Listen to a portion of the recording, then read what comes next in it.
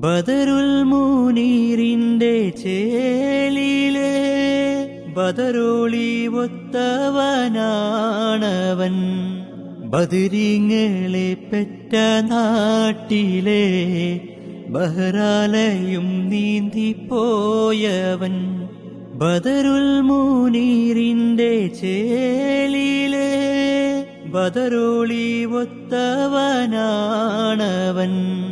ബദരീങ്ങളെ പെറ്റ നാട്ടിലെ ബഹ്റാലയും നീന്തിപ്പോയവൻ.